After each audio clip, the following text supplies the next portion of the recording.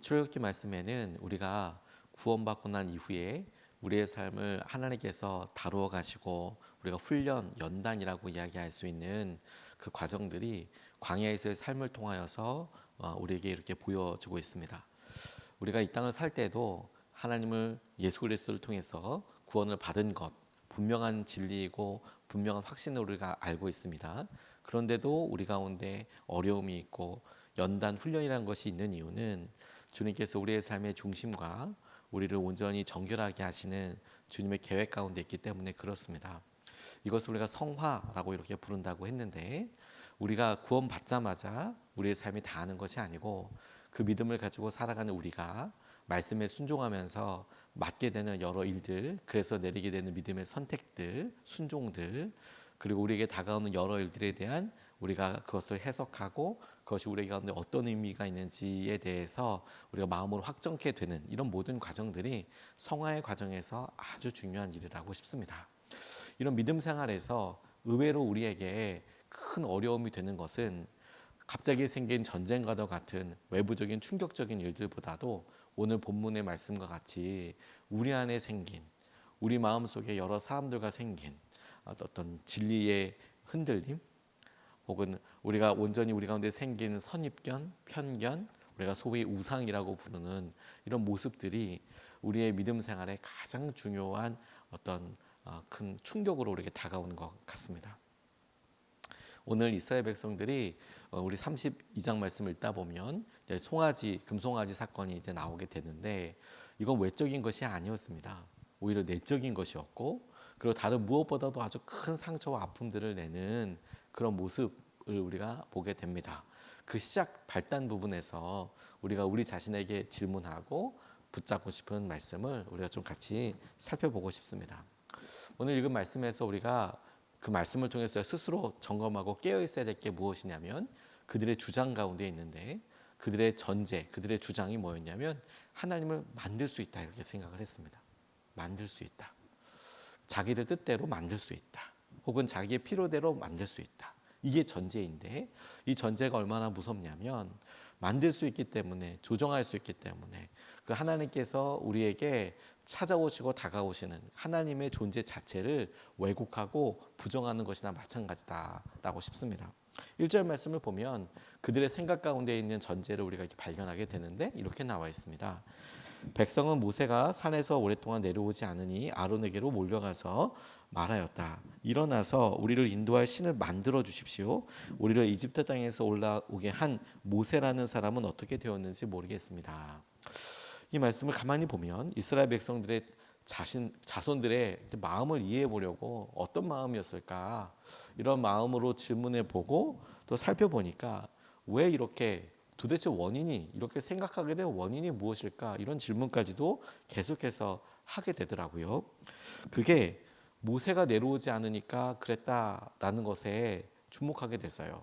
모세가 내려오지 않으니까 사람들 가서 왜 안 내려오냐라고 묻는 것은 뭐 전혀 이상한 일이 아니지만 더욱 근본적인 이유가 있다라고 싶어요. 그게 뭐냐? 이들의 전제 자체는 인도할 신을 만들어내다라는 거예요. 인도할 신.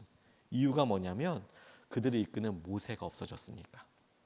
그리고 그 모세를 설명할 때 이집트에서 인도하여 나온 모세. 이 모세가 자기들이 보기에는 이집트 땅에서 올라오게 한 사람이었어요. 그러니까 그들은 이집트 땅에서 올라오게 한 사람, 그러니까 올라오게 하신 분이 하나님이라고 생각하기보다 이집트 땅에서 이렇게 하게 된 것이 모세라고 생각했던 것이죠. 그러니까 그 모세가 보이지 않아요.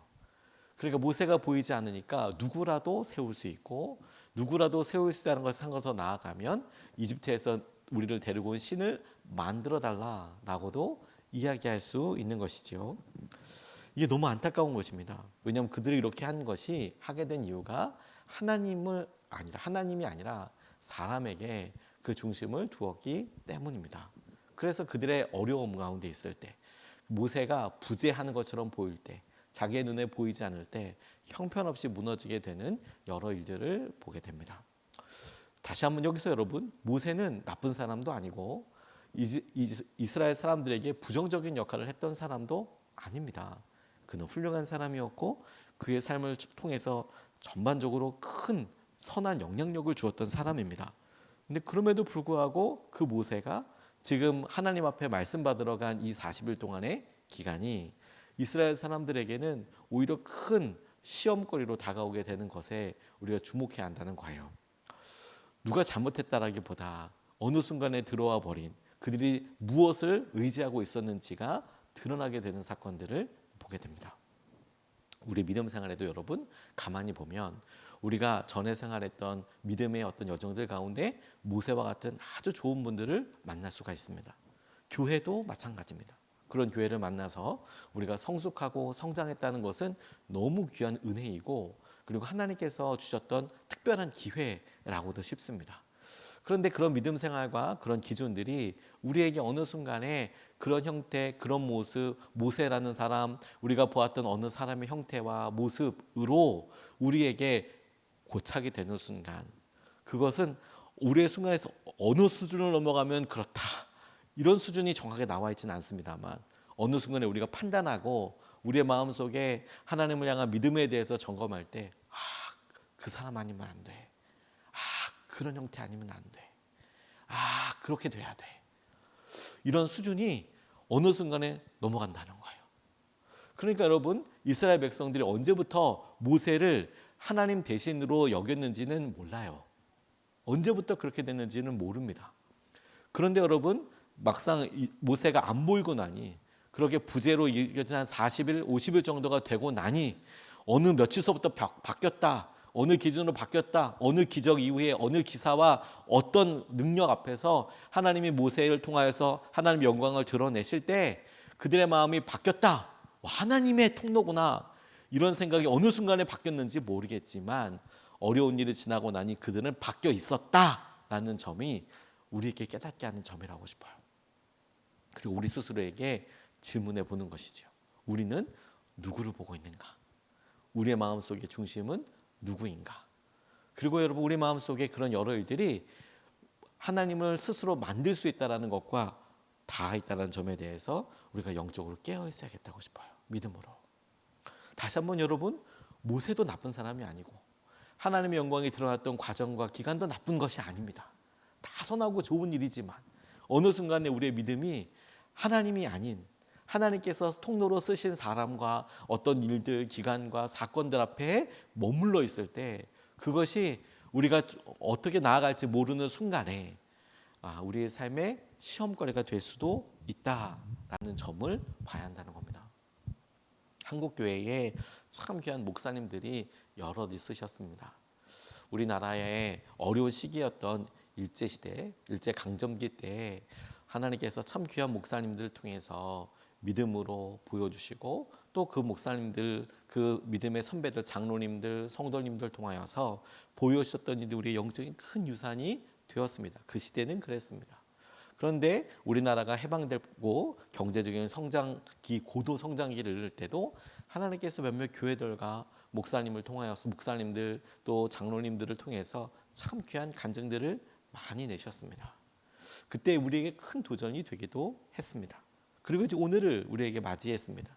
근데 안타까운 일들을 보면 시기가 변하고 상황이 바뀔 때 어쩔 수 없이 맞이하게 되는 여러 변환기들을 우리가 보게 되었는데 그럴 때 이렇게 보면 흔들리고 어렵고 왜 그런 분들이 없나? 왜 그런 교회가 없나? 왜 그렇게 하시는 것들은 없나? 이런 모습이 우리에게 있어서 오히려 더 하나님을 붙잡게 되는 계기와 하나님을 더 간절히 찾게 되는 믿음의 도전으로서 작용하는 게 아니라 우리에게 포기나 안 돼, 그건 있을 수 없어, 이런 식으로 접근하게 되는 경우들이 있다는 거예요.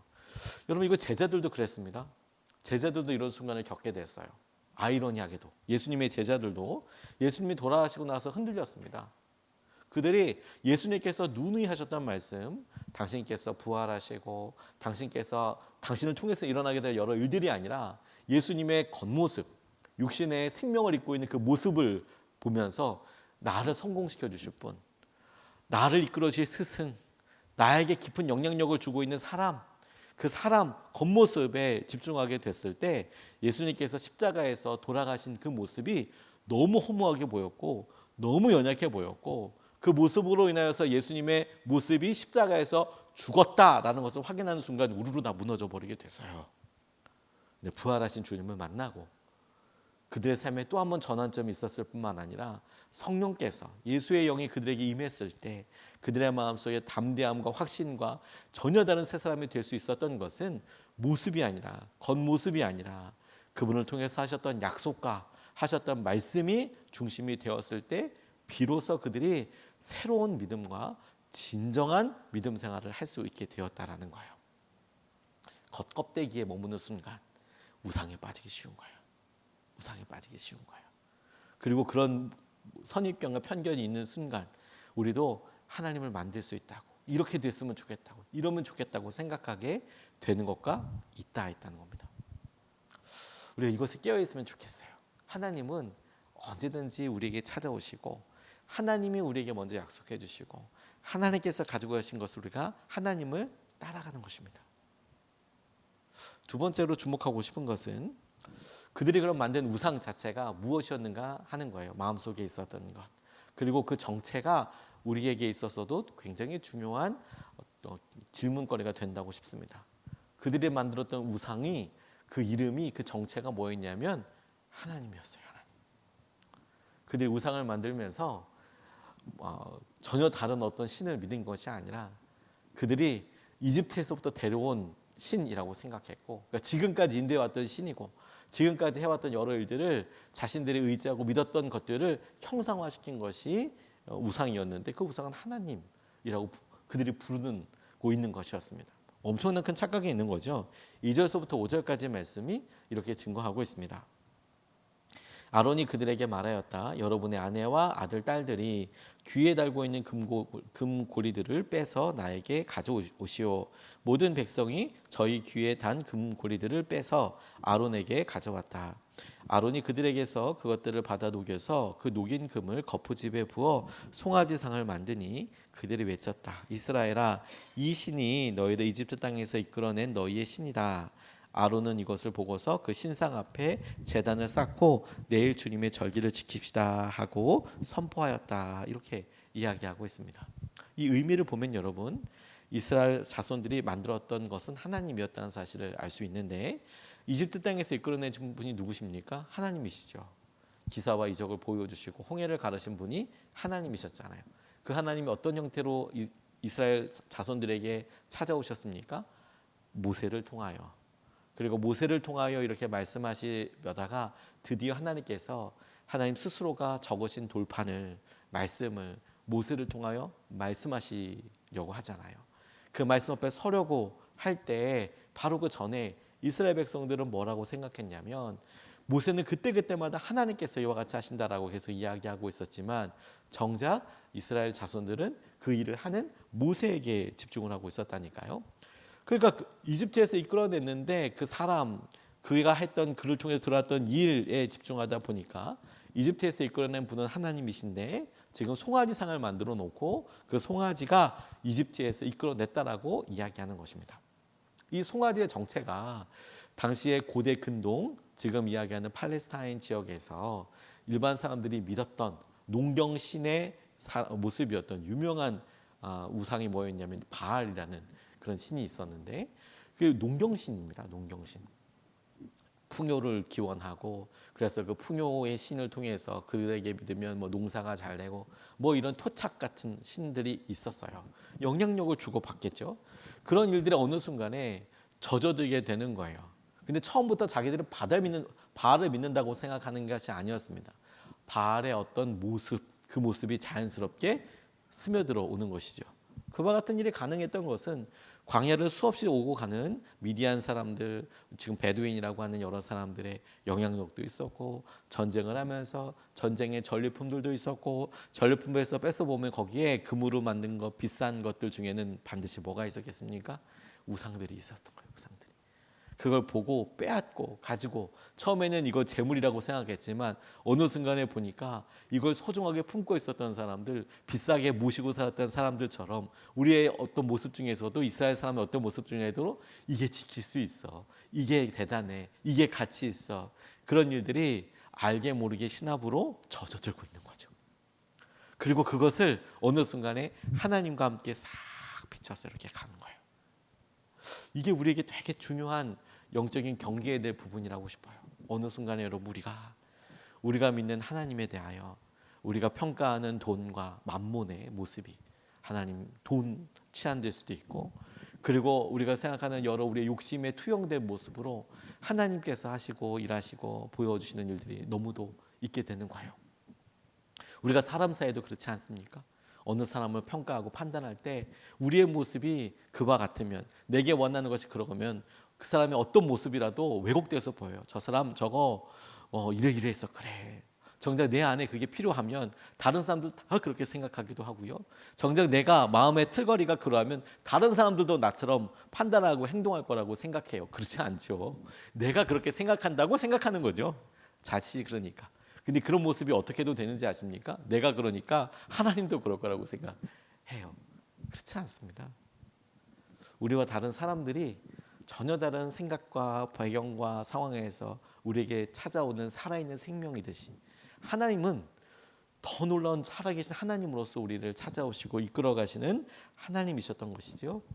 그런데 우리의 필요와 상황대로 그 하나님의 모습을, 하나님은 이래, 하나님 이러실 거야 라고 생각했던 모습들이 우상의 형태로 드러나게 된다는 거예요. 그래서 여러분, 그들이 하나님을 믿는다고 하면서 우상 만든다니까요. 하나님은 살아계십니다. 그리고 그 살아계신다는 것의 놀라운 특징이 뭔지 아십니까? 그분과 인격적인 교제가 가능하다는 거예요. 인격적인 교제가 가능하다는 의미는 이렇게 다시 한번 설명할 수 있습니다. 내가 하나님께 말을 건넬 수 있고 하나님께서 내게 말씀을 해오실 수 있다. 이게 개인적이고 인격적인 관계의 가장 중요한 것입니다. 오늘 말씀을 주시려고 하는 것도, 율법을 주시려고 하시는 이유도 우리가 그 약속에 따라서 하나님 앞에 어떻게 나아갈 수 있는지, 하나님께서 우리에게 어떻게 말씀하시는지를 우리가 알고 보고 결정하게 되는 것과 똑같죠. 하나님 살아계시면 하나님께 우리가 묻고, 그리고 그 묻는 것에 있어서 하나님의 생각을 알고 그 기준들에 대해서 명확하게 할 수 있다는 점이 살아계신 하나님에 대한 특징인 것이죠. 우리가 일방적으로 그런 살아있는 어떤 모습을 한 형태로 만들어 놓고 우리의 정성을 다한다고, 열심을 다한다고 쏟아붓는 것이 중심이 아니라는 거예요. 저 아이들 키울 때 보니까 아이들이 점점 클수록 물어봐 주기를 원하고 또 자신의 의견이 반영되기를 원하더라고요. 지금은 그 수준도 훨씬 많이 넘었습니다. 저녁 메뉴를 정할 때 그저 챙겨주는 대로 먹는 것이 아니고 뭐 먹고 싶다고 이제는 얘기해요. 뭐 그 정도면 양반이고, 그렇게 뭐 물었다가 자신이 원하는 것을 고집하기도 합니다. 고집하다가 마음에 안 들면 막 섭섭해해요. 힘들어해요. 자기가 컸고 의견이 있다라는 것이지요. 근데 하나님을 감히 아이들과 비교하는 것은 참 그렇지만, 그럼에도 불구하고 살아있고 인격체이고, 그러면 자신의 명확한 의견이, 방향이, 목적이 있지 않겠습니까? 우리가 간과하는 것이 그렇다고 싶어요. 하나님께서는 고정되어 있는 그런 우상이 아니지 않습니까? 살아계신 하나님이시지 않습니까? 그럼 그분에게 우리가 당연히 원하고 당연히 의지해야 될 것이 무엇이냐면, 그분은 살아계시기 때문에 우리의 기도를 들으시고 우리에게 응답하시는 하나님이라는 거예요. 우리가 기도하고 하나님께서 우리에게 말씀해 주시고, 그리고 하나님 앞에 더 깊은 사귐과 친밀감을 누릴 수 있는 것, 그게 중요한 것이죠. 그게 어느 순간에 한 형태로 고쳐지고 고착되고, 그렇게 된다면 어느 순간에 우상되어 있을 수 있겠습니다. 여러분, 오늘도 하나님은 우리의 모습과 상황들을 잘 알고 계세요. 그리고 여러분, 우리는 우리가 만든 우상 앞에 서게 될 수도 있습니다. 우리가 편한 대로, 우리가 생각했던 대로. 근데 여러분, 우리가 같이 배우자랑만 같이 있어도 당연히 불편한 점이 있죠. 당연히 배려해야 되는 부분이 있죠. 그거는 당연하다고 표현한 이유가 뭐냐면, 같이 있으니까 서로 의견과 상황과 조정되는 부분이 있지 않습니까? 그걸 불편함이라고 생각하지 않고 그게 삶이라고 이야기하죠. 근데 하나님과 이렇게 생각하면서 내 의견만 계속 이야기하는 게 아니라, 하나님께서는 뭘 원하시고 하나님께서 이끌어가 주시는 것은 어떤 것인가, 거기에 대한 순종과 거기에 대한 질문과 그것이 없는 채로 계속 살아가고 있다면 어느 순간에 우리는 우상 앞에 있는 것과 똑같은 거예요. 우리 살아계신 하나님 앞에 오늘도 주님이 이끌어주시고 인도하여 주시는 것을 우리가 온전히 붙잡고, 하나님은 다 하실 수 있으십니다. 우리의 삶에 모든 것을 조정하실 수 있고 모든 것을 말씀하실 수 있고 우리는 순종하며 살아가는 것입니다. 그 주님이 우리 가운데 살아계셔서 지금도 홍해를 가르시고 새롭게 창조하시는, 지금도 치유하시고 이끌어주시는 은혜의 손길로 오늘 경험하게 되시기를 주님의 이름으로 축복합니다. 두 가지 말씀을 같이 나눴습니다. 첫 번째, 하나님을 만들 수 있다라고 생각하더라. 하나님을 만들 수 있더라. 왜? 한 사람 보고, 한 형태를 보고 그것이 베스트라고 생각하지만 정작 하나님께 우리가 의지하고 나아가는 것, 그게 참 중요하더라. 두 번째, 그들이 만든 것은 하나님이었더라. 하나님. 만든 우상이 하나님이었더라. 우리는 살아계신 하나님을 믿습니다. 하나님께서 십계명에서 거의 처음에 하신 말씀이 뭐냐면 다른 신을 믿지 말라고 이야기하면서 바로 말씀하신 게 뭐냐면 우상 만들지 말아라. 하나님의 어떤 형태 만들지 말아라. 형태 만들지 말아라. 하나님 살아계시고 말씀하시고 우리 가운데 우리 마음속에 살아계시길 원하시는 그 하나님 앞에 오늘 우리가 우리의 삶을 다시 한번 기도로 올려드리고 그분의 응답을 따라서 같이 관계를 맺고 나아가는 그런 믿음을 갖게 되기를 원합니다. 이것을 붙잡고 두 번 나눠서 같이 기도하겠습니다. 첫 번째로 사람이 아니라 하나님만 바라보게 하시고 하나님을 더욱 사랑하게 해달라고 기도하겠습니다.